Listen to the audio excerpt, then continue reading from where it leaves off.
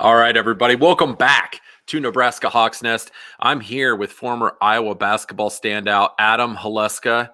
Adam, how's it going, man? It's good. I'm ready for this winter to be over, though. I'm telling you, it's been brutal. I know you guys are dealing with blackouts today, and it's I've had enough.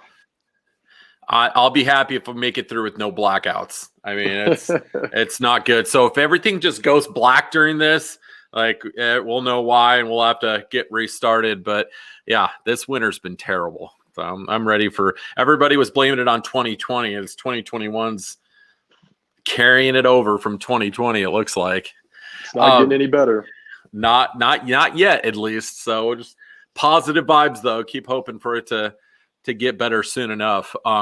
Wanted to start out asking you right away about your recruiting process out of high school. Ended up going with Iowa State for at the beginning. Who were the schools that were really hot on you to start out with? And who were you really considering? How did that recruitment process go? And what eventually steered you toward Iowa State? So first off, I grew up a huge Hawkeye fan, right? That was my entire family, grandparents, everybody was huge Hawkeye fans. But going through that process, I grew up in Carroll, which is like 60 miles west of Ames.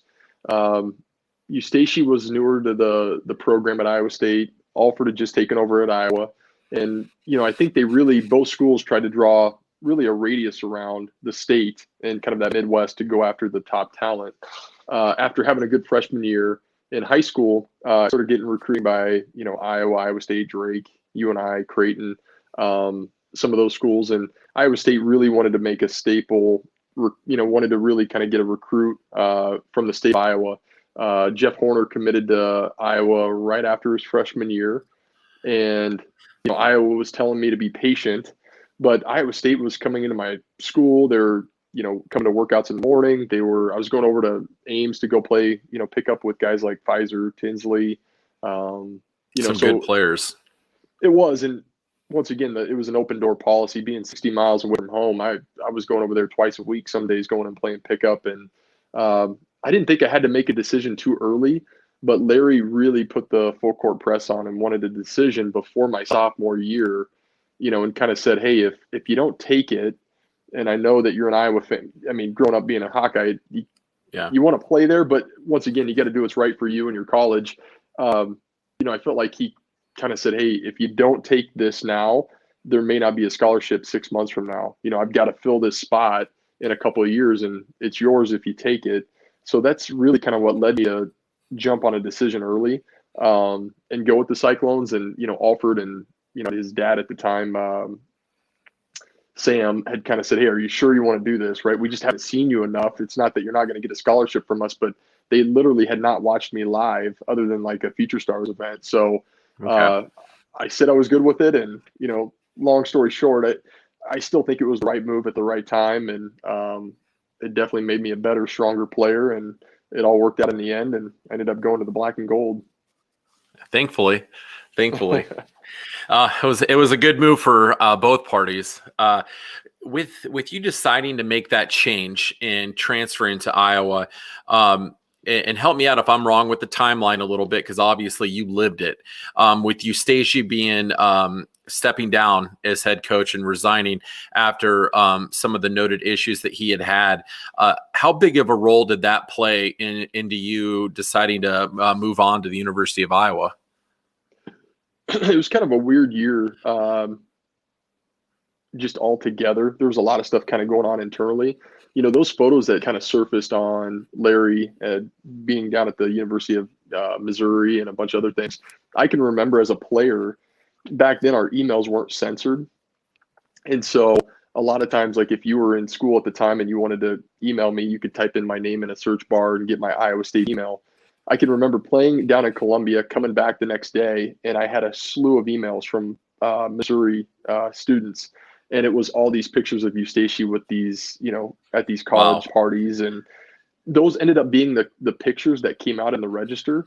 What's funny is, I shouldn't say funny, but what's interesting is like I thought they were doctored or they were fake, right? And you get emails and you're thinking, oh, it's not a big deal.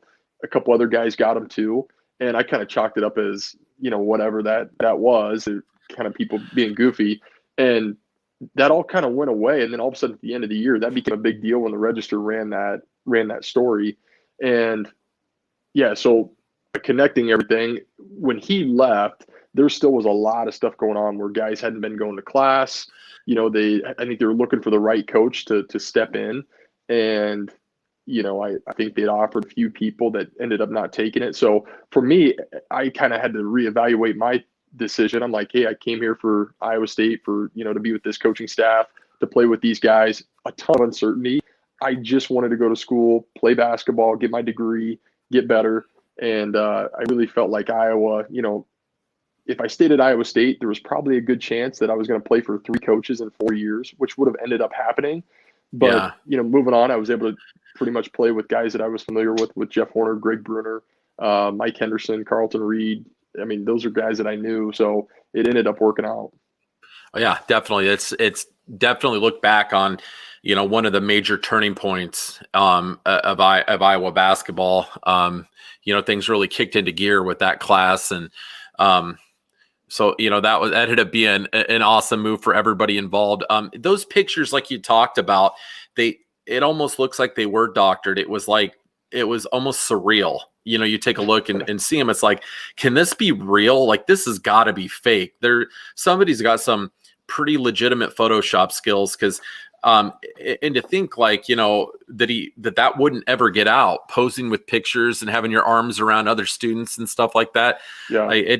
He had to have been in a pretty tough, situation, with the illness and everything that he was going through with alcoholism and everything. So, it's good though that he got the help that he needed, and hopefully he's doing better right now. Was that something as a player when you were at Iowa State, that there was any sort of inclination that there was any type of problem with Coach Eustace when you were playing? No, with him and the staff, there was no. I mean, when we came, everybody was ready to go. Everybody was extremely professional. There was no. I guess I didn't notice anything different. And granted, I was 18 and pretty naive to the world. But no, he always had us come, be ready.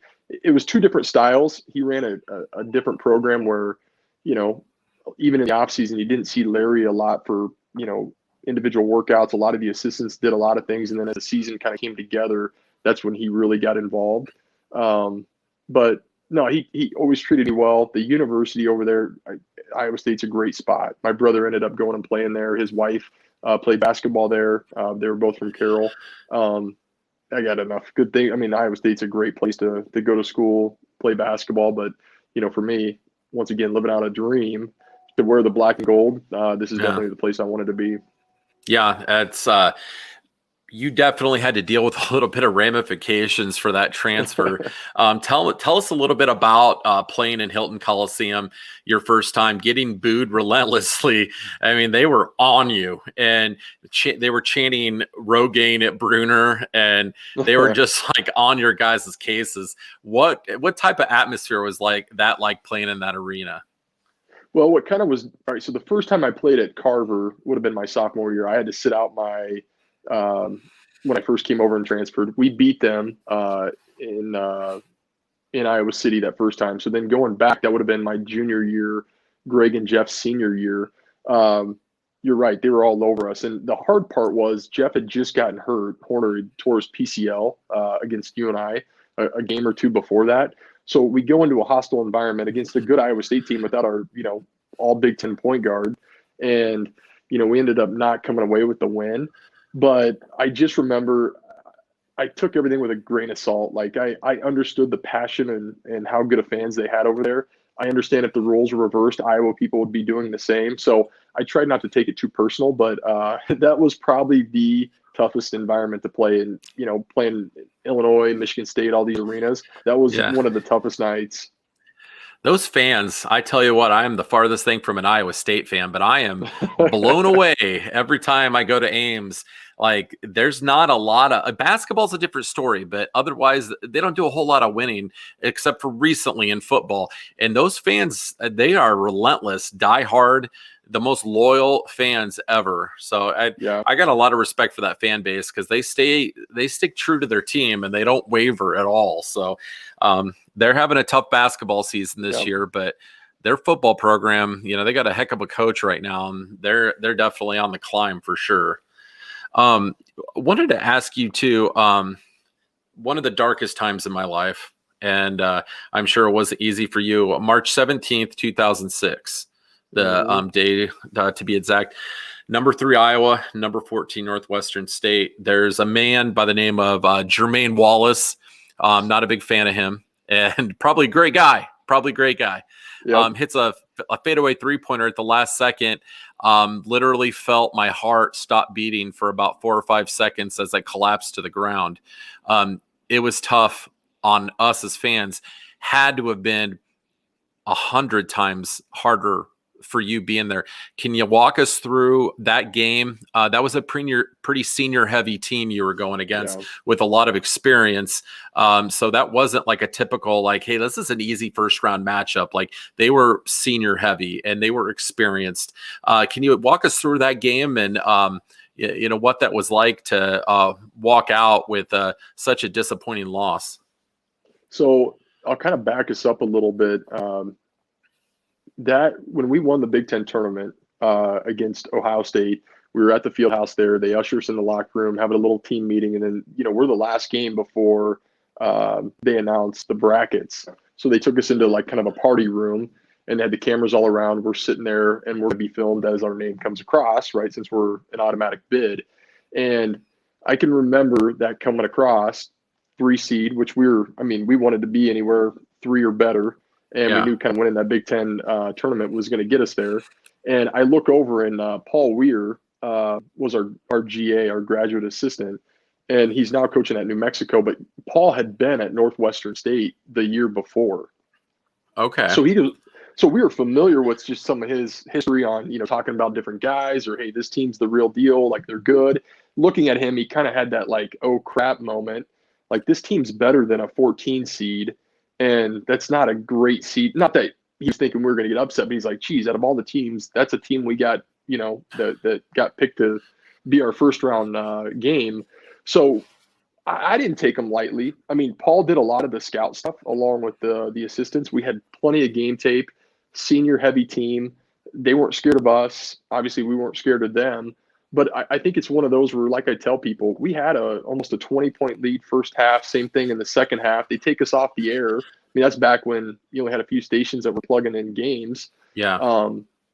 I mean, it's one of those where when you're stepping on their throat, you shouldn't have to worry about next game. And I'm not saying we were, but we probably should have said, hey, let's not even worry about substitution patterns. Let's run this thing up and win as much as we can, right? And I'm sure in the coach's mind and everybody's mind, you're thinking, hey, we play in 2 days if you walk away with this win, especially having a huge first half and being up big in the second half. It's a lesson learner. I mean, that's what makes that tournament special. Anybody can beat anybody on any given night.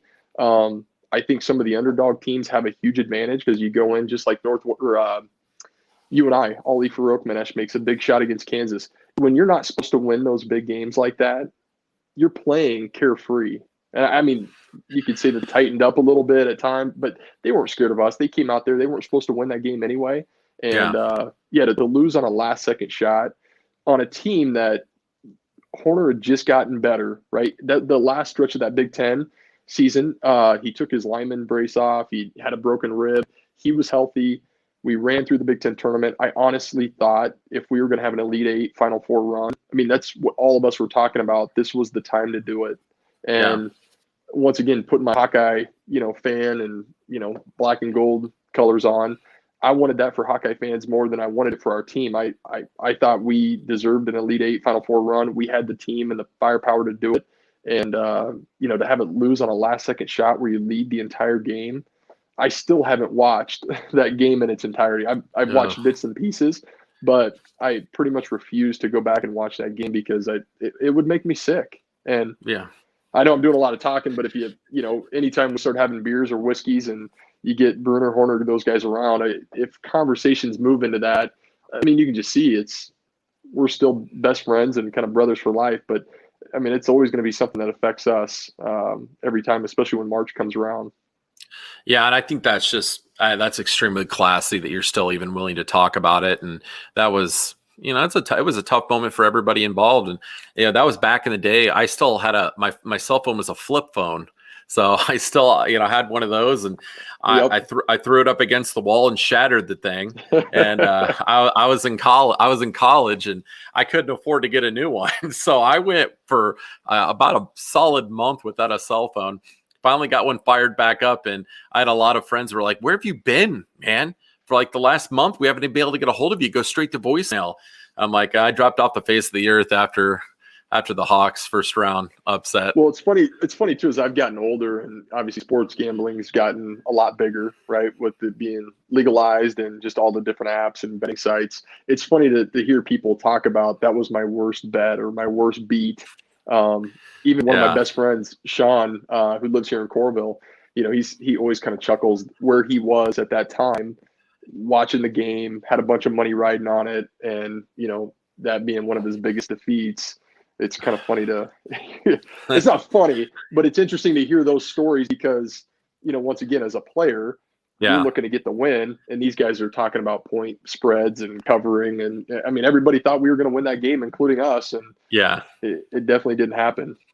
I remember, every first round matchup, especially, they have a big write-up and evaluation on it, and they match up both teams. And there was a lot of experts that were like, "Hey, like this is a pretty strong Iowa team, but if they're going to get upset, that it could happen here." And they definitely echoed what you had said, that Northwestern State was a lot better than a 14 seed, and should have been ranked higher. So, and I think it's important too when you talk about the seed. What were the next games after that, right? I think it was West Virginia with like Mike Gansey and those guys. I mean, we could see the route that, the path that had laid being a 3 seed. And I thought the opportunity to just keep advancing in rounds, there was nobody in that year that I think we were concerned about. I think we were playing as good a ball and everybody was healthy. That was going to be a big run. To compare a little bit to the current team right now, how do you think that your team during that junior year that losing in the first round would compare and match up against the current Iowa team? That I would say these are the two teams in the last at least 20 years, maybe more, your team and the current team this year, that are probably the two best Iowa basketball teams in the last 2 decades. How do you feel like you guys would match up against this team? And got to ask, who do you think is going to come out on top? Yeah.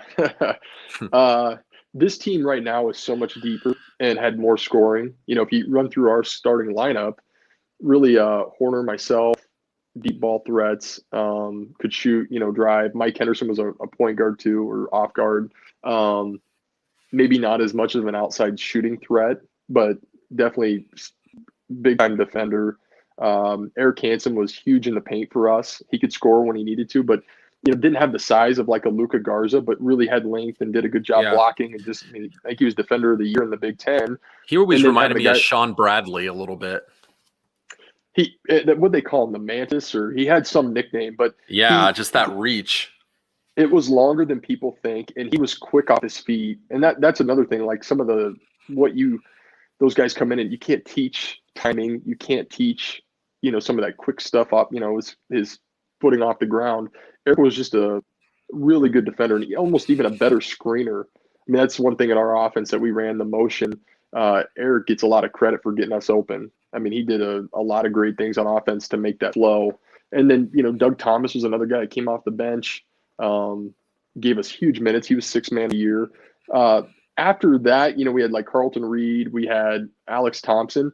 I just don't think we had the depth that this team has now. I mean, look at the guys we're bringing off the bench that can throw in 15, 20 points, like a Nunji, or you've got Patrick McCaffrey's had some big games. I mean, even some of the good guards like Toussaint, they're just loaded, and everybody can shoot it. So you've got to come out and defend. I think.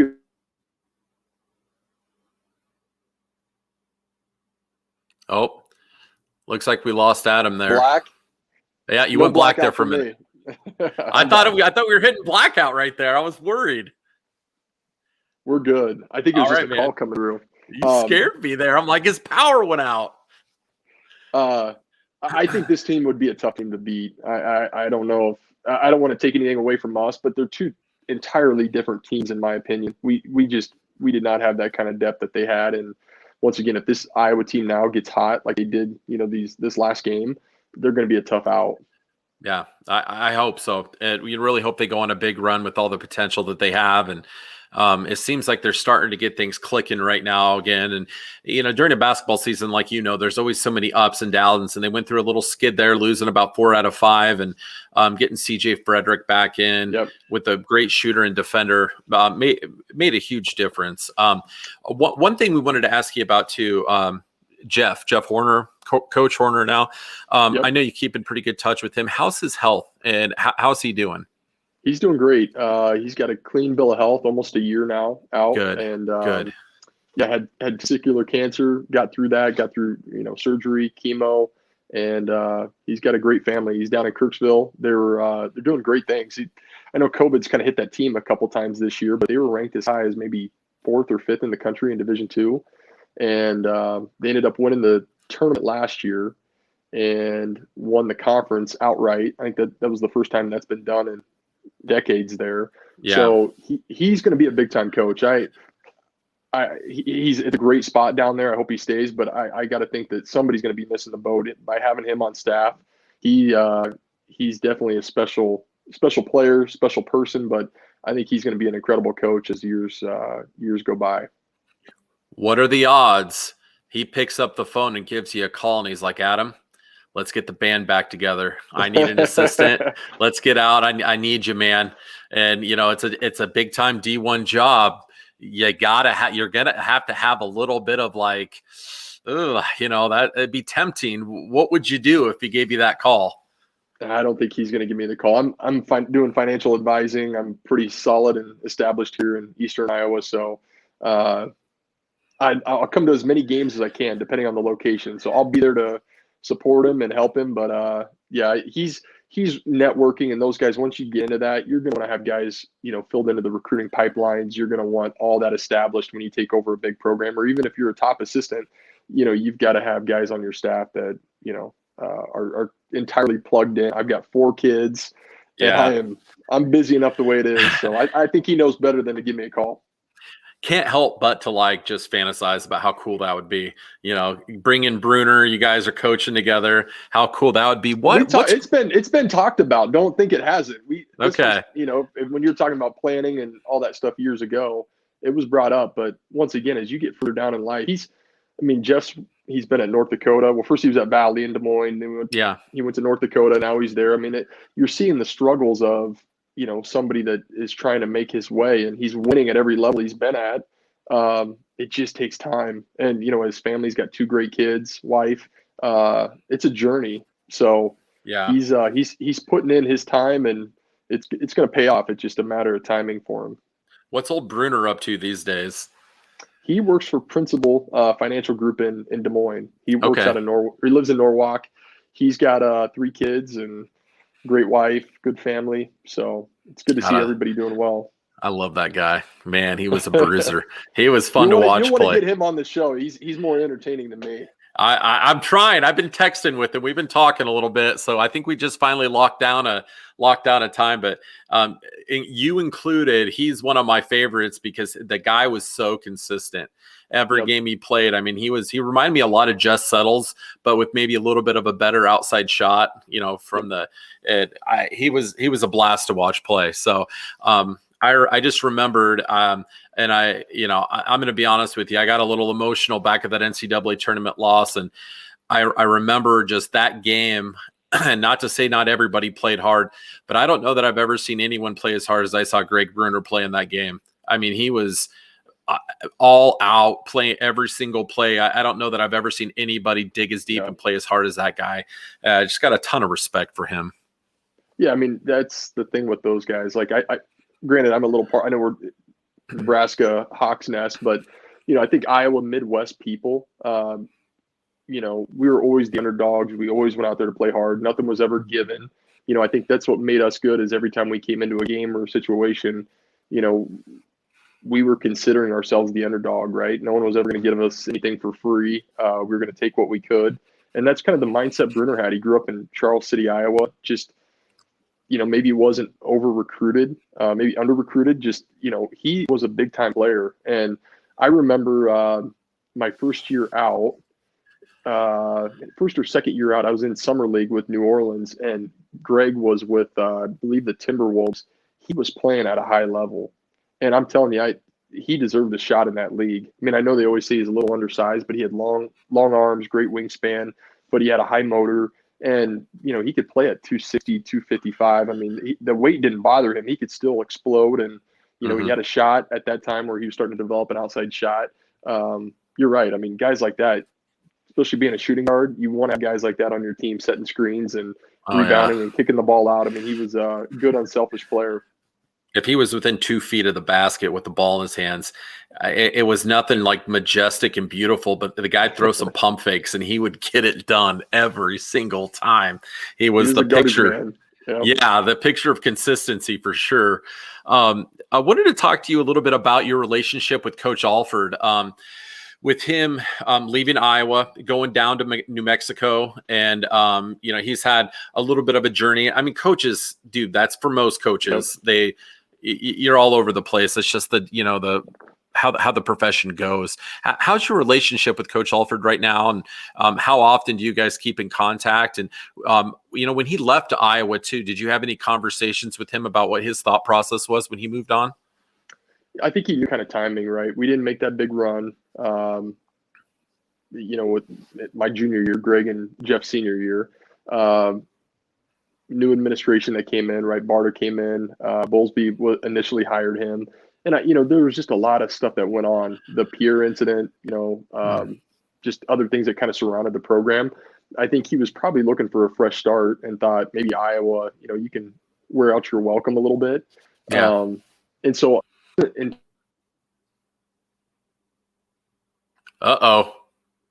double blackout. Hopefully he can come back. Let's wait a second here. We'll give him a minute. Can you hear me? Yeah, I can hear you now. I just can't see you. It's all black. Let me see if I can do the camera. I don't know why it's not popping up here.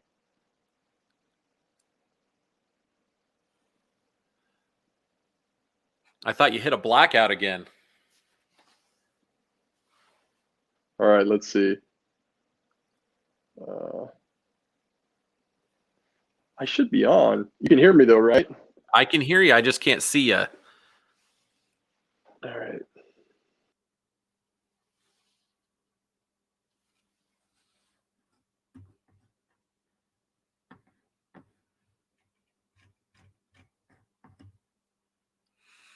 Well, we're going to try to reach back out to Adam and see if we can finish the interview up. But thanks to everybody for staying patient during here, is he back? All right, we got you back. Jeez, technical difficulties. Man, I need to we need to call down there and get you an assistant or something.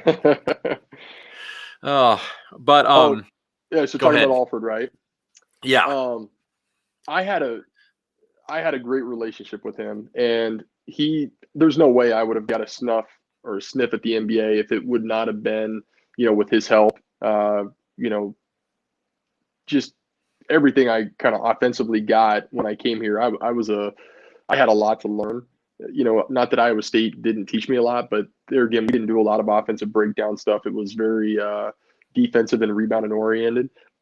And so when I came in here, he really took my game to another level. And just a great family man, good person. I think the world of him. My family does too. And so, yeah, after big games or, certain things that, his kids or things that they've done, I mean, we still converse every once in a while through text message or on the phone. And, I want to see him be extremely successful. So, yeah. How's he doing right now? Is he at, is it Nevada? Yeah, he's at the University of Nevada. They, I watched one of their last games. They had an upset on, was it Boise State? I think at Nevada. But there again, this is such a weird year with COVID and protocols, and him just taking over. I think this is his second year there, so I'm sure he's looking to build his program, and he's got Coach Neal on staff, who was an assistant when I was here. And he's got a couple other assistants that I think Glenn Worley's another one that played at Iowa. He's on his staff? He's on his staff, so I think Well, I didn't know that. he's trying to get the troops all aligned, and I'm sure recruiting is going to be a big focus here in the next 2 years for him. Okay. We were always thinking for sure that if he was ever going to leave Iowa, he was going to go to Indiana. That was always Yep. the rumor, and that's just never worked out, never happened. So we were always surprised. Those rumors were always floating around and happening every single time that he'd have a good season. And there was possibilities, because there was a little bit of instability with the Indiana head coaching job during that time. So Yeah. there was always a lot of rumors about him potentially going there. Well, and I think too that's stuff that he couldn't control. So I think that's what makes it kind of tough in those situations where I remember being anxious. Right after my junior year, there's always talks after us having a good year, like if he'd leave, and obviously I didn't want to play for anybody else, but he kind of said I can't control a lot of this stuff. A lot of it's just out there, and that's even pre-social media days, right? We talked about Eustace. I mean, that's in days where we had a little social media presence, but not like it is today. And Yeah. so, yeah, he could only control what he could control. And I think it was a good move for him to go out to New Mexico. He did a really good job out there, had a lot of good teams. And the next move was to go to UCLA, which, I mean, that's probably one of those lifetime jobs, right? Kentucky, UCLA. Yeah. You start naming some of the big programs where, hey, what programs do you have a chance at winning a national title? And, he had what's one of the ball kids out there. He had TJ LaMelo? Leaf. Oh, okay. He had LaMelo, but then Yeah. there was a scandal. But he had the LiAngelo or something. I can't remember. what's that one? It was the oldest one. Anyway, he had some good teams out there. But when Russell Westbrook, I think was another guy he had on the team. When those guys are out there and they're only there a year or two, that's going to be hard as a coach, right? You recruit these high talent, Yeah. and they're there for 12 months or 24 months and they're out of the program. That had to be new for him, right? That kind of caliber of player coming in and being gone within a year. So Yeah. I'm sure that Yeah. was an adjustment. Yeah. I think that's an adjustment for a lot of coaches at that really high level, that it's a different game coaching guys that are only going to be there for a year, and that 1 year they're not there for a full year, so you can't really develop guys when they're in and out that quick, and so that's pretty tough. Wanted to ask you quick too about your transition into the NBA. The 13th pick in the second round for the New Orleans Hornets, signed a multi-year deal with them, and then you were not too long after that shipped off to Houston. What was it like, the transition into the NBA? The culture, adapting to that. How difficult was that, and did you enjoy it? No, it was great. So when I was done my senior year, I went out to Portsmouth, and then I ended up graduating early. I had my degree pretty much wrapped up anyway, and ended up taking a few classes, finals to get done. I flew out to LA, and I trained out there for 2-3 months prior to the draft, and was going against NBA type talent every day, even former NBA guys or current NBA guys with their season being over. We were playing, training 2-3 times a day. I was in the best shape of my life, and I felt like my game was probably in the best it's ever been, having that kind of focus. And I went around, and I think I had 13 different workouts with 13 or 14 different teams. Sometimes they doubled up on a couple workouts, but I had some really good feedback and thought I had a shot at getting a second round draft pick. And lo and behold, had a good workout with New Orleans. At that time, they were in Oklahoma City, and they were going to be in the process of moving back down. And it ended up being a good fit. They were looking for a shooting guard, practice guy that could fill in some spots. And I went into that season. I ended up signing for the year, which was a big deal for a second round guy. But I went in and I just said, hey, every day I'm going to get better, and I'm going to leave it all out here. And I can remember a couple practices. One, we had Peja Stojakovic on the team, and I was going nuts, like flying around, diving on the floor. And he goes, Rook, you got to take it easy. You're going to hurt somebody out here. And I just told him, I said, hey, I may not have it tomorrow, right? Like, I've got to be out here busting my butt every day. It doesn't matter if it's a dummy drill or what. But my first preseason game, I think I had 20 points in like 19 minutes. It was against the Pacers. Or excuse me, first one I think I had 12 points. It was in Oklahoma City against Houston. And then the second one I had 20 points in like 19 minutes. Third game I played less, but still had like 5-6 points. So I was playing really well, and the GM had brought me in and just said, "Hey, we're getting a lot more out of you than what we originally thought. Just be patient." So I rode the bench the first couple of weeks of the season and was just looking for a time when one of the starters or one of the bench guys, would take a breather, need some rest, and maybe take a night off or two. Yeah. And it wasn't long after that conversation with the GM, I came down and practiced on a guy's foot, ended up pretty much snapping every ligament in my ankle. And I'd never really been hurt in college. I had a streak going on for how many games, in a row at the start, and I just could not get healthy. I mean, I'm telling you, I was doing therapy 4 or 5 times a day. I just could not get that thing right. And I mean, in hindsight, if I would have broke it, I probably would have been back quicker. But Yeah. by the time I finally got back and ready to go again, New Orleans was kind of struggling financially. They were looking to make some moves. I think we were number 2 in the West. They ended up putting in a trade. In order to make the trade go through, they had to throw in a couple bottom feeders, myself and another guy. And that's ultimately what sent me to Houston. Houston wasn't looking to acquire anybody, so I pretty much got passed on after that. And ended up having an opportunity to go overseas or go to the D League, and I ended up going back to Des Moines and joining Horner. And I think Curtis Stinson was there. Doug Thomas was there. I ended up kind of finishing out the last 3-4 weeks of the year with the D League. And that was the Iowa Energy, correct? Yep, that was the Iowa Energy. How was that reuniting with those guys and getting to play together again? I bet that was pretty fun. It was good. And even like Curtis Stinson, right, an Iowa State fan, always admired him and what he did in college. It was great to kind of connect with those guys. And also, too, we had Nick Nurse was our head coach. Nate Bjorken was the assistant. Well, Nate's now the head coach at the Indiana Pacers. Obviously, Nick Nurse, head coach of Toronto. It was a good 4 weeks, and we were all kind of passionate. We were trying to make a big playoff run. The hard part at the time with the D League, and if you ever talk to Horner, you're literally getting guys ushered in from like the Bulls or from whatever team. They're there for 1 or 2 game stint and then they're out. Those guys a lot of times are trying to put up numbers, and Yeah. it's nothing against them, but we kind of came together and we were really wanting to make a push to try to win and get to the playoffs. And some of these guys got put down from Chicago. They just wanted to come in, and I can remember one game, Shannon Brown, I think it was in Indiana. We were playing in like Fort Wayne. Somebody passes the ball inbounds and Horner's getting ready to run the play, and like Shannon just takes it out of his hands and takes the ball up the court. And Horner's looking at me just shaking his head. And, once again, those guys are in a different spot. They're trying to put up numbers and showcase, where we were trying to get a win. And so that's what kind of made it hard. But I'm telling you, Nick Nurse, Bjorkgren, those guys were awesome to play for in that month. Yeah, I remember when you guys were reunited there. That was kind of a big deal for Hawkeye fans. They were really excited to get out and watch you play. And I really feel like that's a league that's got a lot of untapped potential to make it a really watchable sport. Like minor league baseball. That's one of the best sports in the world. Yep.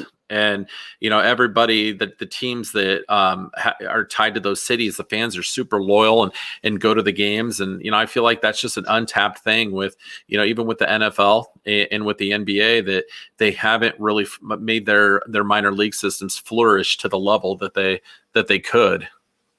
Yeah, no, I agree. And there's a lot of good talent that leaves to go overseas and play. And it would be nice to kind of harness and get some of those guys back, because you're always like, what happened to this guy or this guy? I mean, there's a ton of good talent over there that could be playing back here in the States. And obviously money becomes a big deal. It's easy to go after. I mean, you could Horner, Bruner, myself. I think Bruner played almost 10 years in Italy. It's a pretty good lifestyle over there. And I think that's what leads those guys to say, hey, is it nice and convenient as the G League or D League is? We can go make a lot more money overseas and, take care of ourselves later on. And you played for a short stint in Jerusalem, am I right? So same thing. I got healthy. That summer I went to Summer League again with New Orleans. And then I had a couple contract offers. One was Jerusalem. And I always heard good things about playing professional basketball in Israel. And so my wife, and at the time we had an 8-week-old daughter, I ended up signing a contract, went over to Jerusalem, and once again was playing at a really high level. I could tell probably a month into the season, my foot was bothering me. And I'm like, I hope I don't have a stress fracture, and ended up going go baseline to go up on a dunk, and my foot just kind of popped on me. So I broke a fifth metatarsal, had to come back to the States, have surgery on that.